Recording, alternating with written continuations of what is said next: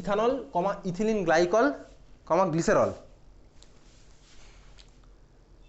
ঠিক আছে? তিনজনকে বাষ্পচাপের ঊর্ধ্বক্রমে সাজাতে হবে, ইথানল, ইথিলিন গ্লাইকল আর হচ্ছে গ্লিসারল, ঠিক আছে?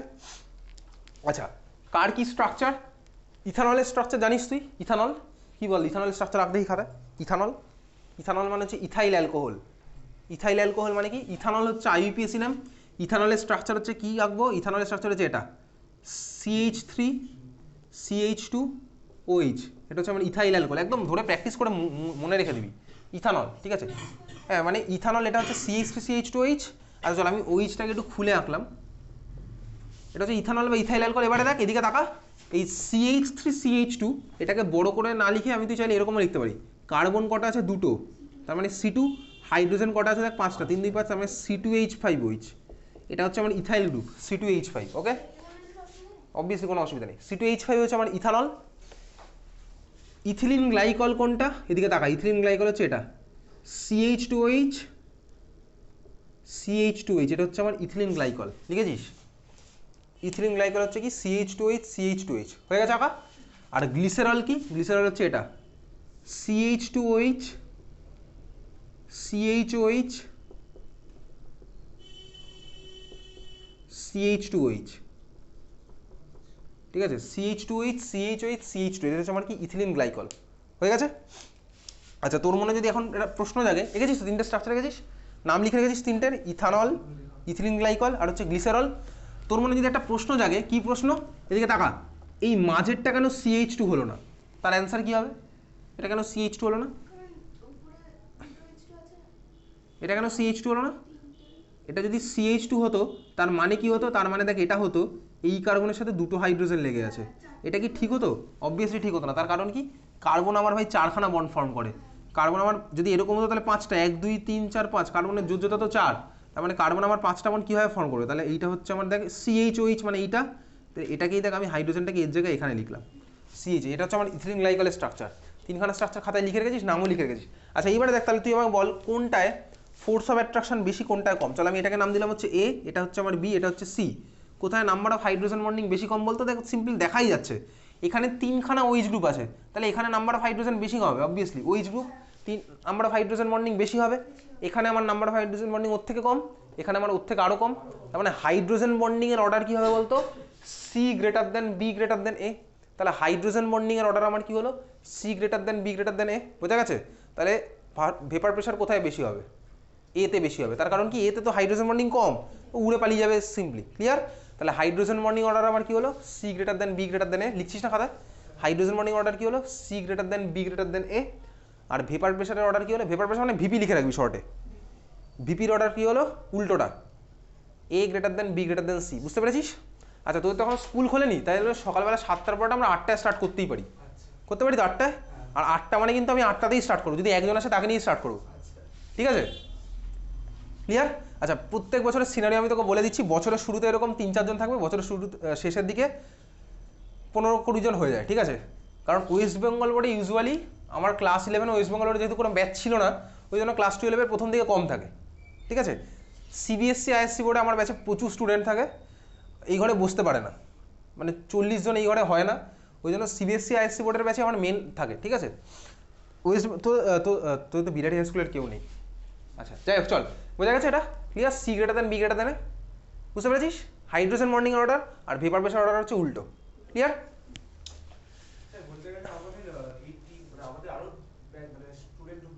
হ্যাঁ, ঠিক আছে, চল নেক্সট হচ্ছে এবার 3 নাম্বার পয়েন্ট। তোর কি মনে হয় টেম্পারেচার যদি বাড়াই,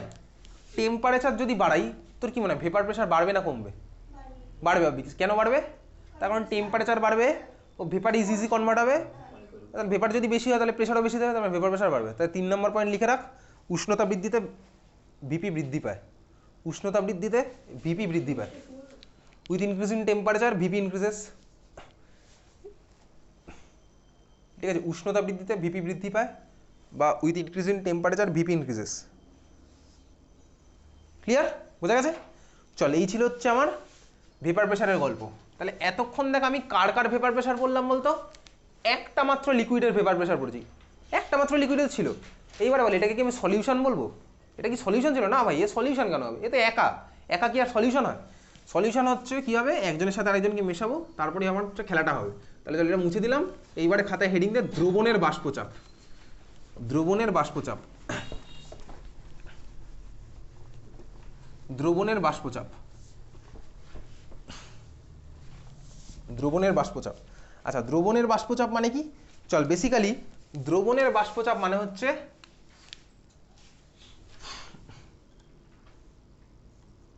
আমি ইংলিশে লিখছি সলিউট প্লাস সলভেন্ট। তুই আগে দেখ, পরে লিখবি, যখন লিখতে হবে আমি বলে দেবো, এখানে কিছু লিখতে লাগবে না। আচ্ছা, এইবারে আমার কি কি হতে পারে কেস, সিম্পলি দেখ, তুই মনে মনে ভাব। ধর তোর সলিউট যেটা আছে সেটাও লিকুইড, সলভেন্ট যেটা আছে সেটাও লিকুইড, দুজনেই ধর লিকুইড। এইবারে ধর আমি কি করলাম, দুটো ধর লিকুইডকেই মিশিয়ে দিলাম, দুটো লিকুইডকে মিশিয়ে আমি একটা সলিউশন বানালাম। এইবারে এই যে সলিউশনটা হলো, এবার সলিউশনের সারফেসের মধ্যেও আমার ধর সলিউটের পার্টিকেলও থাকবে, সলভেন্টেরও পার্টিকেল থাকবে, তাই তো, দুজনেরই পার্টিকেল থাকবে। ওই যে ভাই আমার সলভেন্টটা পাবো, ওই যে সলিউটটা পাবো, মানে সলিউশনের মধ্যে দুজনেই এবার ধর উঠবে, তাহলে দুজনে ওড়ার জন্য আমি কি ভেপার প্রেশার পাবো, সেই জিনিসপত্র আমি তো এখানে স্টাডি করবো। বুঝতে পেরেছিস তো? তার মানে সলিউশনটা বানাবো কীভাবে বানাতে পারি, দেখ অনেকভাবে বানাতে পারি। তার মধ্যে আমাদের সিলেবাসে বেসিক্যালি দুটো জিনিস আছে। কি কি জিনিস আছে? একটা হচ্ছে, দেখ দুটো কেসেই আমরা কি করব, সলভেন্টটা হচ্ছে উদ্বায়ী। আগে তুই দেখ তারপরে লিখবি, কোনো চাপ নেই। প্রথম কেসে হচ্ছে সলভেন্টটাও উদ্বায়ী, সলিডটাও উদ্বায়ী। উদ্বায়ী মানে কি? ভোলাটাইল। ভোলাটাইল মানে কি? যে উড়ে পালিয়ে যায়। ভাই ভোলাটাইল যদি না হয় তাহলে কি আমি ভেপার প্রেশার পাবো? তুই আগে আমায় বল। এই যে এতক্ষণ যে উঠতে তো হবে ভাই, বাষ্পে কনভার্ট তো হতে হবে। যদি কেউ ভোলাটাইল না হয় তাহলে তার আবার ভেপার প্রেশার কীভাবে পাবো? তো ভেপারেই কনভার্ট হবে না। বুঝতে পারলি তো? তার মানে সলিউটও উড়বে, সলভেন্টও উড়বে, কোথায়? সলিউশনের মধ্যে কি উড়বে। বুঝতে পেরেছিস? তাহলে ওখানে আমি কি ভেপার প্রেশার সেসব পড়তে হবে, সেই নিয়ে খেলবো। সেকেন্ড আরেকটা কি আছে আমাদের সিলেবাসে, এই দুটোই আছে। সলিউটটা এবার আর উড়বে না, মানে কি হবে বলতো? অনুদ্বায়ী। অনুদ্বায়ী, অনুদ্বায়ী মানে কি? Non volatile. আর সলভেন্টটা হচ্ছে আমার উদ্বায়ী। বুঝতে পারলি? তাহলে আমাদের সিলেবাসে যে দুখানা আছে কি হবে বলতো? সলভেন্ট দুটো কেসেই উড়বে, আর সলিউট একটা কেসে উড়বে, একটা কেসে উড়বে না। দুখানা কেসে আমি দেখবো হচ্ছে ভেপার প্রেশার কী হচ্ছে, এই জিনিসপত্র আমি তুই পড়বো। তাহলে চল খাতায় এবার হেডিং দে, case number 1। Case number 1, first case লেখ। কেস নাম্বার 1 বলে লেখ, উদ্বায়ী দ্রাব, উদ্বায়ী দ্রাব প্লাস উদ্বায়ী দ্রাবক, উদ্বায়ী দ্রাব প্লাস উদ্বায়ী দ্রাবক, মানে দুজনেই উড়বে। বুঝতে পেরেছিস তো? ইংলিশ স্টাইলে লিখে রাখতে পারিস ভোলাটাইল, উদ্বায়ীর ইংলিশটা লিখে রাখ নিচে ভোলাটাইল, আর দ্রাব দ্রাবকের ইংলিশ তো জানিসই। ঠিক আছে? উদ্বায়ী মানে হচ্ছে বেসিক্যালি কি? ভোলাটাইল। ক্লিয়ার? দেখ কেসটা কি হচ্ছে, আমি আগে সলিউশনটা বানাবো। এখান থেকে কিন্তু প্রত্যেক বছর কোশ্চেন আসে, মানে এই পার্টগুলো থেকে প্রত্যেক বছর কোশ্চেন আসে। তাহলে এখন আমার চলছে কি, দুজনেই হচ্ছে ভোলা, তাই তো? দেখ সলিউটও হচ্ছে আমার ভোলা প্লাস সলভেন্টও হচ্ছে ভোলা, দুজনেই উঠছে। জিনিসটা আমার আগে সলিউশনটা বানাই, তারপরে ডিটেলসে যাচ্ছি। ধর এগুলো সব হচ্ছে ক্লোজড কন্টেনার, বলেই দিয়েছি। এ ফর কি? এ ফর কি? অ্যাপেল। A for solvent. ঠিক আছে? এ ফর সলভেন্ট, তার মানে ধরে নে তুই এই কন্টেনারের মধ্যে আমার শুধু এ আছে, এখন আমি সলিউশন বানাইনি। এই কন্টেনারের মধ্যে ধর শুধু বি আছে, চল বিটাকে আমি কালো কালি দিয়ে আঁকছি। বি আছে, এর উপরে আমার কি আছে দেখ, সারফেসের মধ্যে এর মলিকুলগুলো আছে, আর বির দেখ সারফেস হচ্ছে বির মলিকুলগুলো আছে। বুঝতে পারছিস? দুজনকে আমি মেশালাম, মেশানোর ফলে আমি কি পাবো দেখ, মেশানোর ফলে যেটা পাবো, কন্টেনারের সাইজ ধর আমার সেমই আছে। সারফেসে এবার কি হবে, তোর কি মনে হয় সারফেসে এবার কি হবে? শুধু এ থাকবে না শুধু বি থাকবে, নাকি দুজনেই থাকবে? অবভিয়াসলি দুজনে মিলেমিশে থাকবে। এবার এরকম কোনো কথা নেই যে একটা এর পর একটা বি, এরকম কোনো কথা নেই, এটা র্যান্ডমলি থাকবে। ঠিক আছে? এবার তো এটা প্রবাবিলিটির গল্প, যে বলছে না ম্যাথস। ঠিক আছে? তাহলে এবার দেখ এখানে হচ্ছে সবাই মিলেমিশে আছে। বুঝতে পেরেছিস? ক্লিয়ার? বোঝা গেছে? এটা আমি কি বানালাম, সলিউশনটা এবার এইখানে ফর্ম হয়েছে, এটা হচ্ছে আমার সলিউশন হলো। এইবারে এদিকে একটু দেখ, এগুলো সব কটা হচ্ছে ক্লোজ কন্টেনার। এ যদি ওড়ে, ধর এ ধর আমার উঠছে, এ হচ্ছে আমার একটা ভেপার প্রেশার পাবো। দেখ এই যে পিওর এর ভেপার প্রেশার, এটা তো পিওর এ, এ যে আমার ভেপার প্রেশারটা দেবে এটাকে কি বলে? পিওর এর ভেপার প্রেশার। এটাকে দেখ এইভাবে ডিনোট করে, পি ফর প্রেশার, এর জন্য আমি নিচে এ লিখলাম, আর যখনই পিওর হবে মাথায় একটা জিরো লিখবো বা নট লিখবো, ঠিক আছে। পিএ জিরো, পিএ জিরো মানে কি বিশুদ্ধ এর ভেপার প্রেশার, বুঝতে পেরেছিস, খাতায় লিখে রাখবি এগুলো। পিএ জিরো মানে কি বিশুদ্ধ এর ভেপার প্রেশার, পিএ জিরো মানে কি হলো তাহলে আমার বিশুদ্ধ এর ভেপার প্রেশার, ক্লিয়ার। এখানে আমার পিওর এর হলো, ডট মানে হচ্ছে পিওর, ঠিক আছে, ডট না এটা গোল, এটা বলে নট, নট, ঠিক আছে। পিএ জিরো, পিএ জিরো বলতে পারিস, পিএ নটও বলতে পারিস, পিএ জিরো মানে বিশুদ্ধ এর ভেপার প্রেশার, বোঝা গেছে। এইখানে আমার কি হচ্ছে ভাই, এখানে ধর পিওর বি, বি উড়ে পালাচ্ছে, তাহলে এখানে কি হয় বলতে এটা পিবি জিরো, বুঝতে পারছিস, এটা হচ্ছে পিবি জিরো, পিবি জিরো মানে কি বিশুদ্ধ বি এর ভেপার প্রেশার, ক্লিয়ার, বিশুদ্ধ বি এর ভেপার প্রেশার। এইবারে দুখানাকে মেশালাম, আমি সলিউশন পেলাম। আচ্ছা এইবার দেখ সলিউশনের এখানে এবার কে কে ভেপারে কনভার্ট হবে, এখানে এ হবে বি হবে, দুজনেই হবে, কারণ দুজনেই হচ্ছে আমার দেখ ভোলাটাইল, দুজনেই হচ্ছে আমার উদ্বায়ী, দুজনেই আমার ভেপারে কনভার্ট হবে। তাহলে এখানে আমি কি পাবো বলতো, এর জন্যও পাচ্ছি আবার বি এর জন্যও পাচ্ছি, বি এর জন্য পাচ্ছি, মানে মিলিয়ে মিশে পাবো। এটা হচ্ছে সলিউশনের ভেপার প্রেশার। এখানে আমি কার জন্য পেলাম, শুধুমাত্র এর জন্য না, শুধুমাত্র বি এর জন্য না, দুজনের জন্য মিলিয়ে মিশে পেলাম, বুঝতে পেরেছিস। এইবারে প্রশ্ন হচ্ছে এটাকে কি আমি পিএ জিরো লিখবো, না ভাই এটা তো পিএ জিরো লেখা যাবে না, কারণ এটা তো আমার পিওরে তো নয়, এর মধ্যে বি মিশে আছে সারফেসের মধ্যে, তো পিওরই নয়।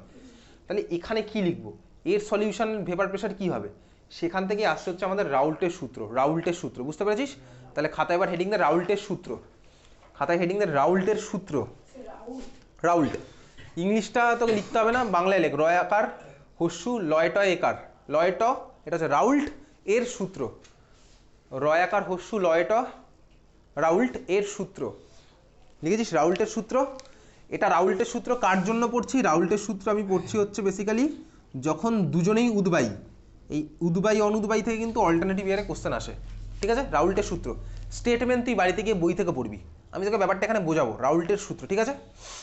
দেখ বেসিক্যালি এদিকে এবার তাকা, যখন কোনো মিক্সচার থাকে, মিক্সচারের মধ্যে মনে আছে ক্লাস 11-এ তুই পড়েছিলি স্টেটস অফ ম্যাটারে পার্শিয়াল প্রেশার বলে একটা জিনিস পড়েছিলি না, পার্শিয়াল প্রেশার বা আংশিক চাপ।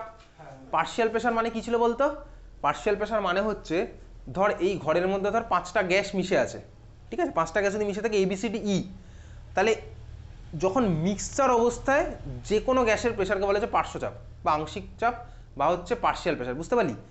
কি বলে মিক্সচার অবস্থায় মানে যখন মিশে আছে অনেকগুলো গ্যাস, তখন এক একটা গ্যাসের প্রেশারকে বলা হচ্ছে পার্শ্ব চাপ বা আংশিক চাপ বা পার্শিয়াল প্রেশার, বুঝলি। তাহলে মিক্সড হতে হবে, যদি পিওর থাকতো তখন ওটাকে ও নর্মাল চাপই বলে, ক্লিয়ার। তাহলে এখানে দেখ এ তো এখন মিশে আছে, যদি মিশে থাকে তাহলে এই অবস্থায় এর ভেপার প্রেশারকে আমি কি বলবো বলতো, এক্স্যাক্টলি পার্শিয়াল ভেপার প্রেশার বা আংশিক বাষ্পচাপ, বুঝতে পারলি তো। তাহলে এই সলিউশনের মধ্যে এর ভেপার প্রেশারকে আমি কি বলবো, পার্শিয়াল ভেপার প্রেশার বা আংশিক পার্শ্বচাপ অফ এ, বুঝা গেছে, ক্লিয়ার। তাহলে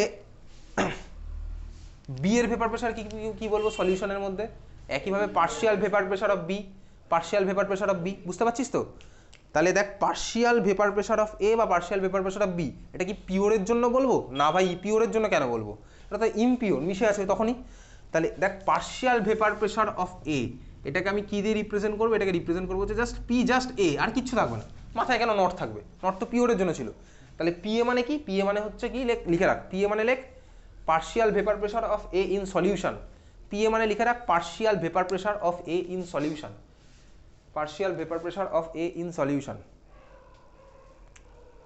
বোঝা গেছে, of A in solution, partial vapour pressure of A in solution. এবার এটা বইতে এর জায়গায় 1 থাকতে পারে, একই তো ব্যাপার বলেছিলাম, এ বি আর 1 2, ঠিক আছে, partial vapour pressure of A in solution, clear, বোঝা গেল। আচ্ছা এইবারে এটার ভ্যালু কত হবে, সেটাই হচ্ছে বেসিক্যালি রাউল্টের সূত্র থেকে আসছে। তাহলে রাউল্টের সূত্র কি বলে, রাউল্টের সূত্র বলে হচ্ছে দেখ সিম্পলি, দেখ ব্যাপারটা একদম সিম্পল, সলিউশনের মধ্যে এ যত বেশি থাকবে, অবভিয়াসলি সলিউশনের মধ্যে এ যত বেশি থাকবে তত দেখো ভেপারে কনভার্ট হবে, তার মানে যত বেশি ভেপারে কনভার্ট হবে ওর পার্শ্বচাপ ততই বেশি হবে। তার মানে এটাকেই ঘুরিয়ে দেখ, এটা বলা যায় সলিউশনের মধ্যে মোলের সংখ্যা যত বেশি, এর মোল সংখ্যা যত বেশি, এর ভেপার তত বেশি, এর পার্শ্বচাপ তত বেশি। এবার রাউল্ট এটাকে কোন ফর্মুলাতে বলেছে, রাউল্ট বলেছে হচ্ছে সলিউশনের মধ্যে এর মূল ভগ্নাংশ যা হয় পার্শ্বচাপ তার সাথে সরল সমানুপাতিক। মূল ভগ্নাংশ মানে মনে আছে ক্লাস 11-এ পড়েছিলি মোল ফ্র্যাকশন, মূল ভগ্নাংশ মানে কি বলতো, মূল ভগ্নাংশ মানে এই সলিউশনের মধ্যে এর মোল বাই টোটাল মোল, এটাই ছিল না মোল ভগ্নাংশ। মোল ভগ্নাংশ মানে কি এর মোল বাই টোটাল মোল, ঠিক আছে। তাহলে রাউল্টের সূত্র কি বলছে? রাউল্টের সূত্র বলছে হচ্ছে এ এর পার্শ্বচাপ সলিউশনের মধ্যে এ এর মূল ভগ্নাংশের সাথে সরল সমানুপাতিক। এক্স দিয়ে হচ্ছে মূল ভগ্নাংশ ডিনোট করা হয়, এক্স এ লিখলাম, বুঝতে পারলি? এবার এক্স এ মানে কি বলছি, এক্স এ মানে কি, এক্স এ মানে এর মূল ভগ্নাংশ, লিখে রাখ। এটা হচ্ছে আমার বেসিক্যালি রাউল্টের সূত্র, P A directly proportional to X A. Statement কিন্তু তোর উচ্চ মাধ্যমিকে এসছে, আবারও আসতে পারে, স্টেটমেন্ট তুই বাড়িকে বই থেকে পড়বি। P A directly proportional to X A, বোঝা গেল? তাহলে খাতায় লিখে রাখবি কিন্তু স্টেটমেন্ট বই থেকে, স্টেটমেন্ট বই বলে লিখে রাখ সাইডে, স্টেটমেন্ট বই থেকে পড়বি বাড়ি গিয়ে। রাউল্টের সূত্রে স্টেটমেন্ট বাড়ি গিয়ে বই থেকে পড়ছিস। তাহলে P A directly proportional two কি, যদি চায় তো লিখবি, না হলে লিখতে হবে না। যদি কোশ্চেন আসে রাউল্টের সূত্রটি বিবৃত করে এবং গাণিতিক রূপটি লেখো, সেটা আমি বলে দেবো, ঠিক আছে, কারণ আমি তো সলিউশন চ্যাপ্টারের পরে কিন্তু টেস্ট পেপার সলভ করবোই, বোঝা গেছে? তাহলে পি এর directly proportional to X A, X A মানে কি, এক্স এ মানে হচ্ছে এর মূল ভগ্নাংশ। এর মূল ভগ্নাংশ কি হবে? দেখ এখানে তো দুজন আছে বেসিক্যালি, এ আর বি দুজনে মিলেমিশে আছে, তাহলে এক্স এর ভ্যালু কি হবে বলতো? এ এর mole, exactly N A plus N B, N A by N A plus N B, এটা হচ্ছে আমার এর মূল ভগ্নাংশ এক্স এ। এক্স বি কি হবে? N B by N A plus N B, নিজের মোল বাই টোটাল মোল, বুঝতে পারছিস? নিজের মোল বাই টোটাল মোল। তাহলে চল এটাকে এবার খেলবো, এটা নিয়ে কি খেলবো? অর প্রপোর্শনালিটি সাইনটা তুলতে গেলে কি আনতে হবে? একটা কনস্ট্যান্ট আনতে হবে, কে ইন্টু এক্স এ, বুঝতে পারছিস? কে ইন্টু এক্স এ। এইবারে আমি কি করব? কে এর ভ্যালুটা বার করব, কে এর ভ্যালু বার করব, কীভাবে বার করব? এটা চল একসাথে করবো, এটা or P A equals to K into X A, K এর ভ্যালু বার করব। আচ্ছা এইবারে ধর তুই ভাব, যখন ধর আমার শুধুমাত্র এই আছে, ধর শুধুমাত্র যখন এই আছে, আমি কে এর ভ্যালু বার করছি। যখন ধর আমার শুধুমাত্র এই আছে, তখন বলতো এর মূল ভগ্নাংশ কত হবে? যখন ধর শুধুমাত্র এ আছে, তখন এর মূল ভগ্নাংশ কী হবে? এর মূল ভগ্নাংশ কী হবে? যখন শুধুমাত্র এ আছে, তখন এর মূল ভগ্নাংশ কী হবে? মূল ভগ্নাংশ মানে কি? নিজের mole by total mole, one হবে, এক্স্যাক্টলি। তখন যখন শুধুমাত্র এই আছে, তখন এক্স এ ইকুয়ালস টু কী লিখবো? নিজের মোল হচ্ছে N A by total mole কত? সেটাও N A, N A by N A মানে ওয়ান, মানে পিওরের কেসে আমার এক্স এ ভ্যালু হচ্ছে ওয়ান, বুঝতে পারলি?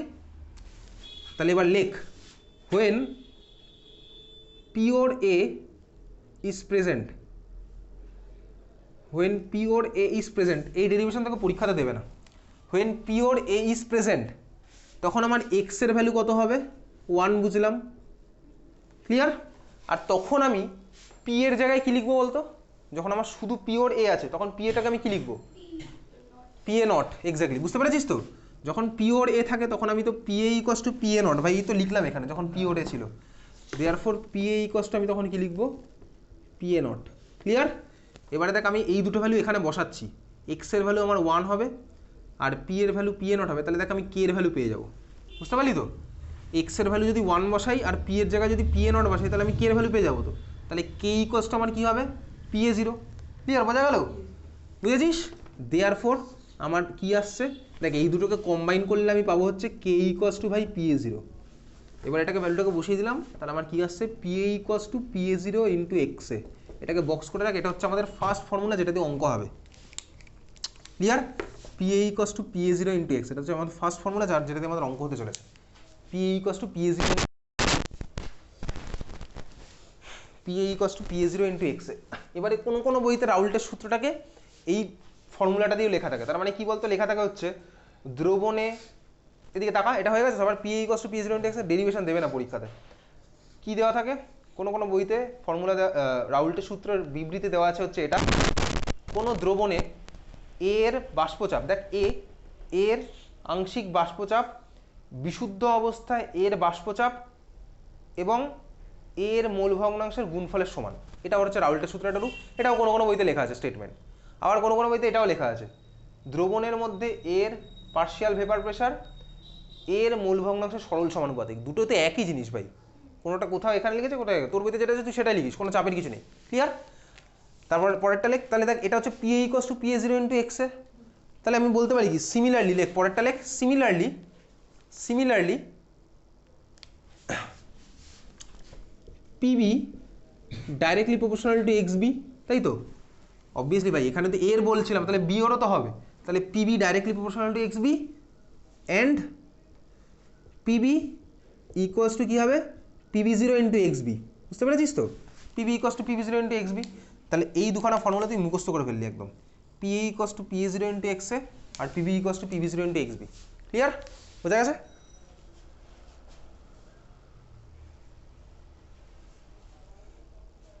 বুঝেছিস? আচ্ছা এইবারে বল তাহলে দ্রবণের টোটাল ভেপার প্রেশার কত হবে? এই যে দ্রবণটা হয়েছে এই দ্রবণটার টোটাল ভেপার প্রেশার কত হবে? কত হবে? PA plus PV, exactly. তাহলে পরেরটা লেখ, পিটি। পিটি মানে কি? এইভাবে লেখ, পি নিচে হচ্ছে টি, টি ফর টোটাল আর পি ফর হচ্ছে মানে প্রেশার। টোটাল প্রেশার কি হবে? PA plus PV. আর পিএ আর পিভির ভ্যালু তুই জানিস, বসিয়ে দিবি হয়ে যাবে। পিএ পিভির ভ্যালু কীভাবে জানিস? এই তো ভাই, PA equals to PA zero X A আর PV equals to PV zero X B, ওখানে যোগ করবি হয়ে যাবে। বুঝতে পেরেছিস তো? তাহলে এই তিনটা ফর্মুলা দিয়ে কিন্তু অঙ্ক হবে। ক্লিয়ার? চল তাহলে ফার্স্ট কোশ্চেন লেখ, অঙ্ক লেখ। ক্যালকুলেটর আছে? ক্যালকুলেটর নিয়ে আসবি রোজ। কি ক্যালকুলেটর আছে বাড়িতে? এফএক্স 82 এমএস, তাই তো? এমএস আছে তো? তোর আছে ক্যালকুলেটর? কি আছে ক্যালকুলেটর, এমএস না ইএস? তোর এমএস আছে তো? নিয়ে আসবি পরের দিন থেকে ক্যালকুলেটর। চল ফার্স্ট কোশ্চেন লেখ, 0.78 গ্রাম বেনজিন, 0.78 গ্রাম বেনজিন এবং 0.92 গ্রাম টলুইন, 0.92 গ্রাম টলুইন, টলুইন টলুইনকে মিশিয়ে দ্রবণ প্রস্তুত করা হলে 1 নম্বর প্রশ্ন, দ্রবণ প্রস্তুত করা হলে 1 নম্বর প্রশ্ন, দ্রবণে বেনজিন এবং টলুইনের আংশিক বাষ্পচাপ নির্ণয় করো। দ্রবণে বেনজিন এবং টলুইনের আংশিক বাষ্পচাপ নির্ণয় করো।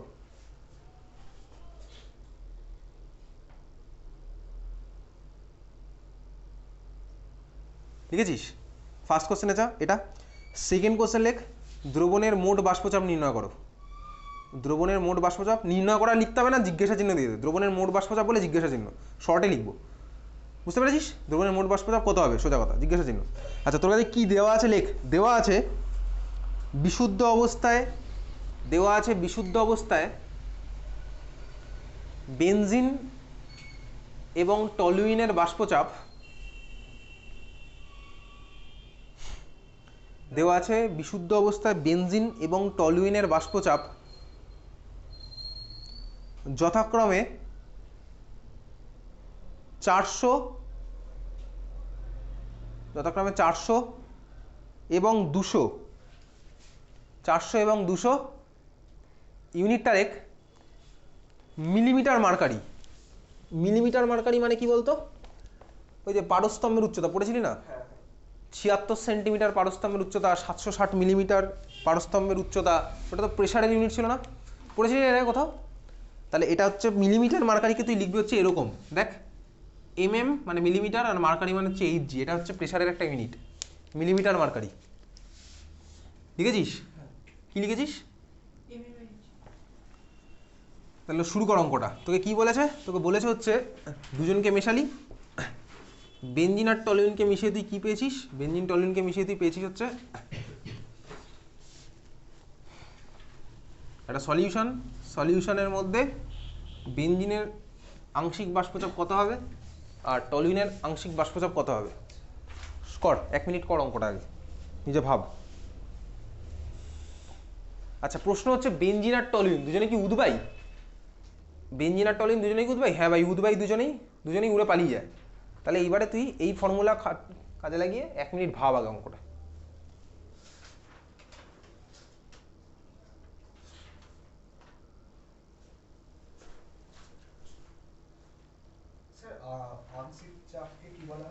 Partial vapour pressure.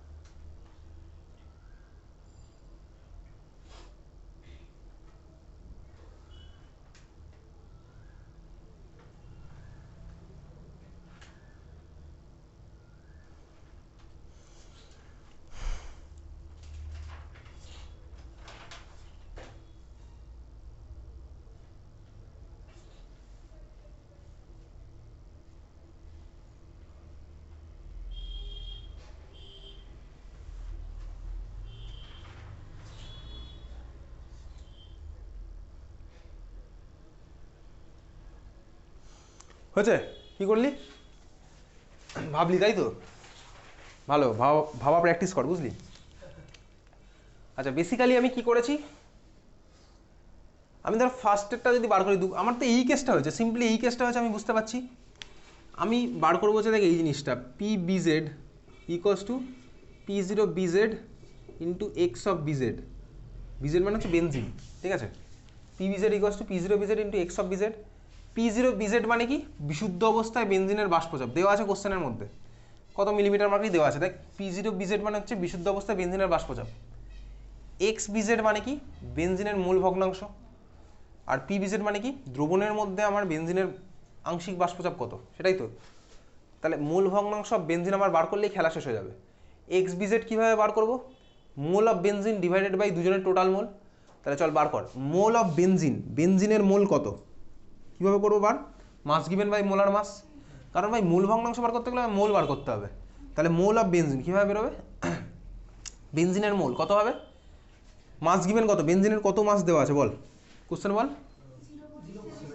0.78 gram divided by কী হবে? বেনজিনের মোলার মাস কত? বেনজিনের ফর্মুলা কি? বেনজিনের ফর্মুলা কি? ফর্মুলা দরকার নেই, বেনজিনের স্ট্রাকচার রাখ এই খাতায়, বেনজিনের স্ট্রাকচার রাখ খাতায়। ক্লাস 11-এ অর্গানিক কেমিস্ট্রি পড়েছিস? না পড়ে থাকলে আমি পড়তে বলেছিলাম।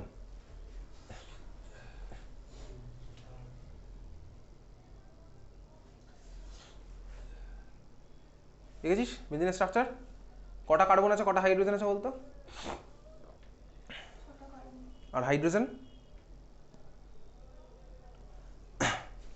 বেনজিনের স্ট্রাকচার হচ্ছে বেসিক্যালি এই জিনিসটা, এটা হচ্ছে আমার বেনজিনের স্ট্রাকচার। HC, এখানে সব হাইড্রোজেন লেগে আছে, এগুলোতে একটা করে, আর এদের মধ্যে হচ্ছে অল্টারনেটিভ এরকম ডাবল বন্ড আছে। এটা হচ্ছে আমার বেনজিনের স্ট্রাকচার, যেটা তো শর্টে বেসিক্যালি তুই এইভাবে আঁকিস, এরকম কি এরকম এঁকে দিস। এটা হচ্ছে আমার বেনজিনের স্ট্রাকচার, বা এটাকে আরও শর্টে এইভাবে আঁকা যায় কারণ রেজোনেন্স, ঠিক আছে? পুরোটা হচ্ছে আমার সবই বেনজিন। কটা কার্বন আছে, কটা হাইড্রোজেন আছে? 6টা কার্বন আর 6টা হাইড্রোজেন। তাহলে এবার বল বেনজিনের মলিকুল, এগুলো মুখস্থ করে রাখবি একদম, বেনজিনের স্ট্রাকচার তোকে মনে রাখতেই হবে। বেনজিনের স্ট্রাকচার, বেনজিনের মলিকুলার ফর্মুলা কি? C6H6। তাহলে বেনজিনের মোলার মাস কি হবে? মোলার মাস কি হবে? 6টা কার্বন 6টা হাইড্রোজেন, মোলার মাস কত হচ্ছে? কত হচ্ছে?